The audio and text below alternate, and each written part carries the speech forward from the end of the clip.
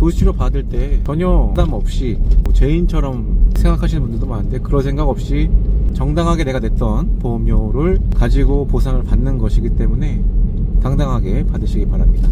안녕하세요, 직장인 박사장입니다. 지금은 제가 도수치료를 받으러 가고 있습니다. 제가 지난해 교통사고를 한번 당했었는데요, 그때 무릎 바닥상 연골판이 파열되면서 수술을 했고 재활을 하면서 도수치료까지 같이 받고 있습니다.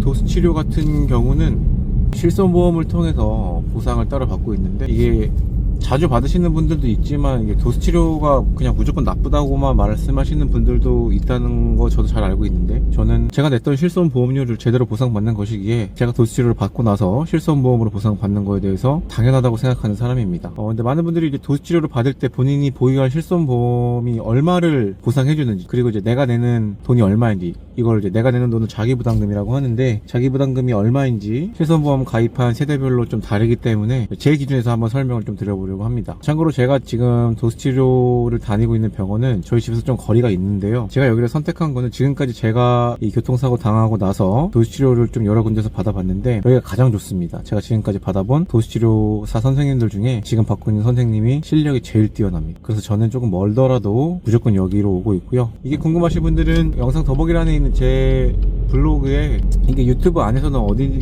병원인지 말하면 안 된다고 하더라고요. 그래서 제 블로그에 도수치료 받는 요 글이 있으니까 거기에 비밀 댓글로 남겨주시면 어느 병원이고 어떤 도수치료사 선생님인지까지 제가 말씀을 드리도록 하겠습니다.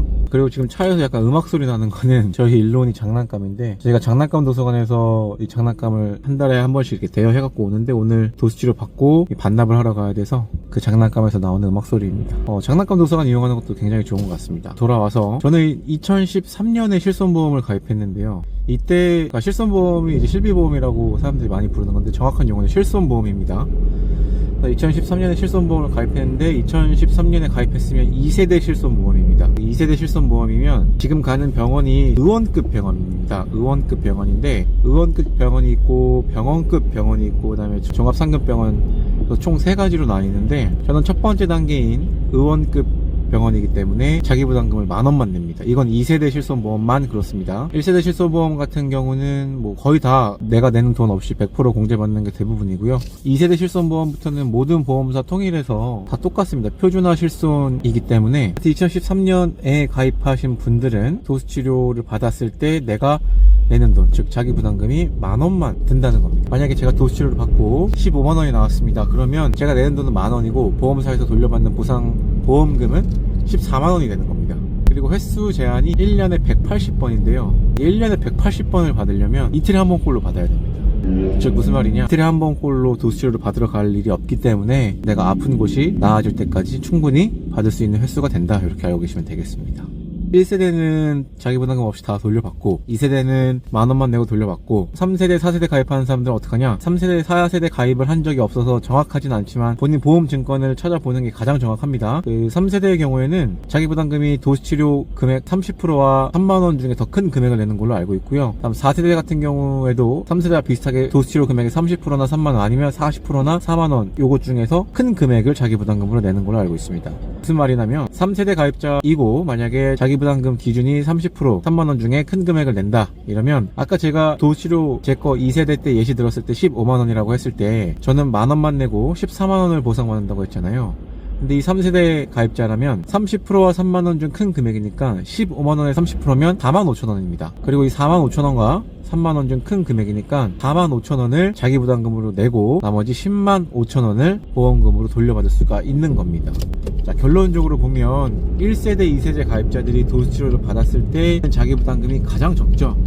그래서 지금 뭐 5세대 실손보험이 나와서 뭐 1세대, 2세대 실손보험을 보험사에 판다, 그러니까 비싸게 팔아라 막 이렇게 얘기하는데, 개인적인 입장에서 저는 제가 2세대 실손보험을 갖고 있는 입장에서는 재가입 주기가 돌아오기 전까지는 5세대로 갈아탈 생각도 전혀 없고요, 이 보험을 팔 생각도 전혀 없습니다.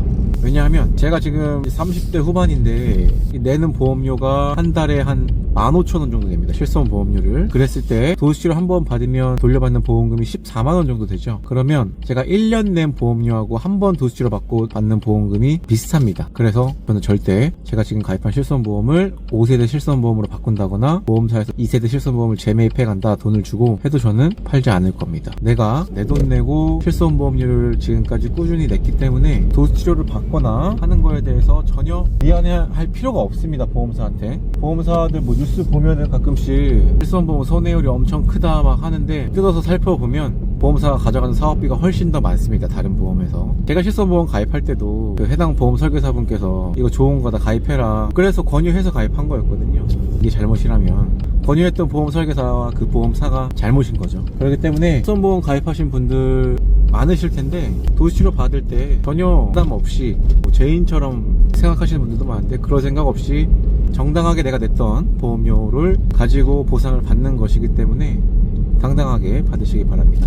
이렇게 말을 하다 보니까 어느새 병원에 이제 도착을 했습니다. 저는 도수치료를 받고 오겠습니다. 그리고 제가 도수치료 실손보험 보상에 대해서 잘 알고 있냐면요. 제가 처음에 도수치료를 받고 나서 이게 이제 실손보험으로 보상이 된다고 하길래 병원 프론트에다 한번 물어봤습니다. 도수치료 받고 실손보험 청구하려고 하는데 그 서류 어떤 게 필요하냐 하고 물어보니까 그 병원 데스크에서 보험사마다 다르니까 보험사에 연락해서 물어봐야 한다고 하더라고요. 병원에서 직접 해주는 게 아니구나 라고 이제 알고 직접 한번 알아봤는데 직접 알아본 결과 모든 보험사가 이 도수치료를 받았을 때 필요한 서류는 거의 다 똑같을 겁니다. 처음 제출할 때 3개만 있으면 됩니다. 그 진단명이 적힌 의사의 진단서, 그 다음에 진료비 세부 내역서, 그리고 영수증 이렇게 3가지가 있으면 됩니다. 그리고 처음에 이 3가지 서류를 제출한 다음에 보험금을 받으면요 그 다음번부터 청구할 때는 의사 진단서, 진단명이 들어간 진단서는 필요가 없습니다. 그래서 두 번째부터는 진료비 세부 내역서랑 영수증만 있으면 됩니다.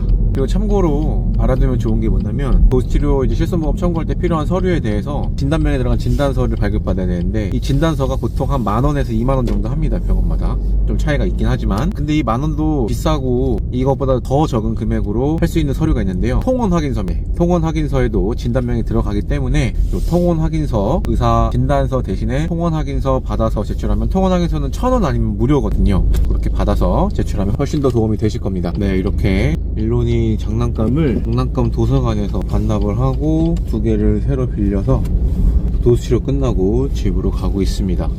일론이 장난감을 많이 사주려고 생각을 하고 있었습니다. 그런데 이제 제 동생이 어린이집 선생님을 하는데 동생이 일단 사지 말라고 하더라고요. 그래서 동생이 준 것도 있고 동생이 장난감 도서관이 서울은 더 잘 돼 있을 거다라고 알려주더라고요. 그래서 검색을 해서 보니까 각 구마다 장난감 도서관이 있고요. 그 다음에 동작구에 아예 서울시에서 운영하는 큰 어린이 장난감 도서관이 또 따로 있습니다. 있는 거 예약하고 가서 찾아가면 바로 가져올 수 있어서 또 여기가 소독도 되게 철저히 하더라고요. 보니까 일론이 장난감을 초반에 몇 개 사줬었는데 금방 실증을 느끼더라고요. 그래서 그것보다 그때 일론이가 흥미롭게 느끼는 거를 빌려오면 되겠다 해서 그렇게 생각을 하고 장난감 도서관을 정말 편하고 자유롭게 이용을 하고 있습니다. 이게 서울시 장난감 도서관 같은 경우는 연회원비가 10,000원 밖에 안 하고요. 그 다음에 지금 여기 저희가 살고 있는 구에서 운영하는 장난감 도서관은 연회비가 20,000원이었나? 그 정도 하는 걸로 알고 있습니다. 다 해서 30,000원만 내면 1년 동안 원하는 거 장난감 편하게 이용을 할 수 있어서